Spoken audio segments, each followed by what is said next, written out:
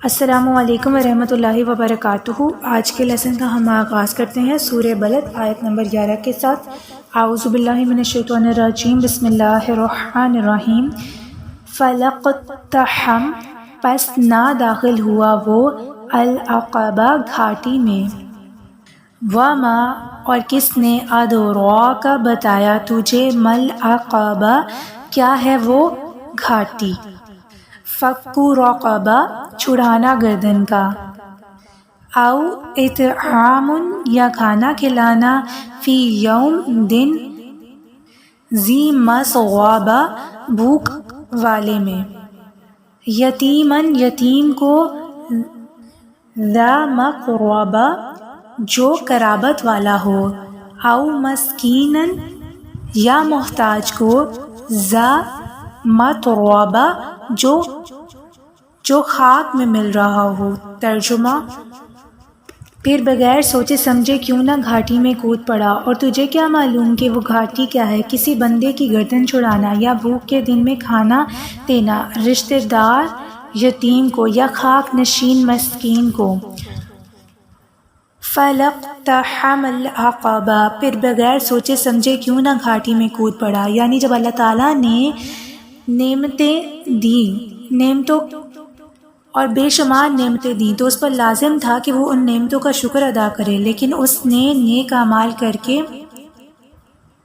ان نعمتوں کا شکر ادا نہ کیا۔ یہاں نیک اعمال کرنے کو گھاٹی میں کودنے سے مناسبت کی دی گئی ہے۔ جس طرح گھاٹی میں چلنا اس پر دشوار ہے، اسی طرح نیکیوں کے رستے پر چلنا نفس پر دشوار ہے۔ وَمَا أَدْرَاكَ مَا الْعَقَبَةُ، اور تجھے کیا معلوم کہ وہ گھاٹی کیا ہے۔ اس آیت میں اور اس کے بعد والی 4 آیت کا خلاصہ یہ کہ اور تجھے کیا معلوم کہ وہ گھاٹی کیا ہے، اس میں کودنا کیا ہے، اور وہ گھاٹی میں کودنا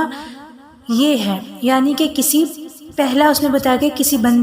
غلام بندے کی گردن چھڑانا، پھر دوسرا بتایا کہ کسی بھوکے کو کھانا کھلانا، یتیم کی کفالت کرنا، اور کسی مسکین کی مدد کرنا اور اس کو کھانا کھلانا، یعنی نیک اعمال اختیار کر کے اپنی گردن کو آخرت کے عذاب سے چھڑائے۔ غلام آزاد کرنے یا آزادی میں اس کی مدد کرنے کے بہت سے فضائل ہیں۔ ایک حدیث میں ہم دیکھتے ہیں کہ حضرت معاذ رضی اللہ تعالیٰ عنہ سے روایت ہے کہ رسول اللہ صلی اللہ علیہ وآلہ وسلم نے ارشاد فرمایا، اے معاذ، کوئی چیز اللہ تعالیٰ نے غلام آزاد کرنے سے زیادہ پسندیدہ روئے زمین پر پیدا نہیں کی۔ بھوکے کو کھانا کھلانا بھی بہت فضیلت رکھتا ہے۔ چنانچہ حضرت ابو سعید خدری رضی اللہ تعالیٰ عنہ سے روایت ہے کہ رسول اللہ صلی اللہ علیہ وآلہ وسلم نے ارشاد فرمایا، جو مسلمان کسی بھوکے مسلمان کو کھانا کھلائے، اللہ تعالیٰ اسے جنت کے پھل کھلائے گا، اور جو مسلمان کسی پیاسے مسلمان کو پانی پلائے گا تو اللہ تعالیٰ اسے رحیق مختوم یعنی جنت کی سر بند شراب پلائے گا۔ یتیم کی کفالت کرنے اور اس پر احسان کرنے کی بھی بہت فضیلت ہے۔ حضرت ابو ہریرہ رضی اللہ عنہ سے روایت ہے کہ رسول اللہ صلی اللہ علیہ وآلہ وسلم نے ارشاد فرمایا، مسلمانوں میں سب سے بہتر گھر وہ ہے جس میں کوئی یتیم ہو اور اس کے ساتھ احسان کیا جاتا ہو، اور مسلمانوں میں سب سے برا گھر وہ ہے جس میں یتیم ہو اور اس کے ساتھ برا سلوک کیا جاتا ہو۔ مسکین کی مدد کرنے اور اس کو کھانا کھلانے کی بھی بہت فضیلت ہے۔ چنانچہ حضرت ابو ہریرہ رضی اللہ عنہ سے روایت ہے کہ تاجدار رسالت صلی اللہ علیہ وآلہ وسلم نے ارشاد فرمایا، یتیموں اور مسکینوں کی مدد کرنے والا جہاد میں صحیح کرنے والے اور بے تھکے مسلسل شب بیداری کرنے والے اور ہمیشہ روزہ رکھنے والوں کی مثل ہے۔ اگلی آیت ہم دیکھتے ہیں، ثم، پھر، کانا، ہو، من الذین، ان لوگوں میں سے، آمنوا، جو ایمان لائے، وتواصوا، اور آپس میں نصیحت کی، بالصبر، صبر کی، وتواصوا، اور آپس میں نصیحت کی، بالمرحمہ، رحم کرنے کی، اولئک، یہی لوگ، اصحاب المیمنہ، خوش نصیب ہیں۔ ترجمہ، پھر یہ ان میں سے ہیں جو ایمان لائے اور انہوں نے آپس میں صبر کی نصیحتیں کی اور آپس میں مہربانی کی تاکیدیں کی، یہی لوگ دائیں طرف والے ہیں۔ ثم کان من الذین آمنوا، پھر ان لوگوں میں سے جو ایمان لائے،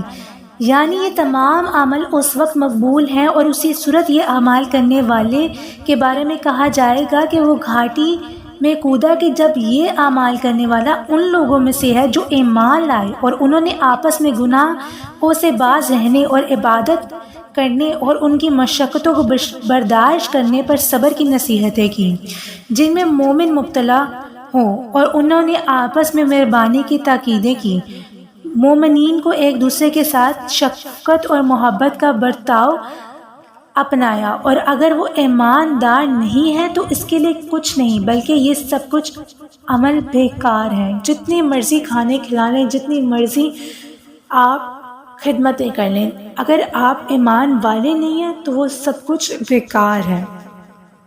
اولئک اصحاب المیمنہ، یہی لوگ دائیں طرف والے ہیں، یعنی جن میں یہ اوصاف پائے جاتے ہیں یہ دائیں طرف والے ہیں، جنہیں ان کا نامہ اعمال دائیں ہاتھ میں دیا جائے گا، وہ عرش کی دائیں جانب سے جنت میں داخل ہوں گے۔ اس سے یہ معلوم ہوا کہ آپس میں صبر کی نصیحتیں اور مہربانی کی تاکید کرنے والے مسلمانوں کا اللہ تعالیٰ کی بارگاہ میں مقام اور مرتبہ اور درجہ کتنا بلند ہے۔ اگلی آیت دیکھتے ہیں ہم، والذین، اور جنہوں نے کفروا انکار کیا، بآیاتنا، ہماری آیتوں کا، ہم وہی ہیں، اصحاب المشأمہ، بدبخت، علیہم ان پر، نار، آگ ہے، مؤصدہ، بند کی ہوئی۔ ترجمہ، اور جنہوں نے ہماری آیتوں کے ساتھ کفر کیا وہی بائیں طرف والے، ان پر ہر طرف سے بند کی ہوئی آگ ہوگی۔ اس آیت اور اس کے بعد والی آیت کا خلاصہ یہ ہے کہ جنہوں نے ہماری آیتوں کے ساتھ کفر کیا وہ بائیں طرف والے ہیں، کہ انہیں ان کے نامہ اعمال بائیں ہاتھ میں دیے جائیں گے اور وہ عرش کی بائیں جانب سے جہنم میں داخل کیے جائیں گے، اور ان پر ہر طرف سے بند کی ہوئی آگ ہوگی، اور نہ اس سے وہ باہر آ سکیں گے اور نہ اندر سے دھوئیں باہر جا سکے گا۔ ان آیات سے ہم نے کیا سیکھا کہ اللہ تعالیٰ نے ہمیں آخرت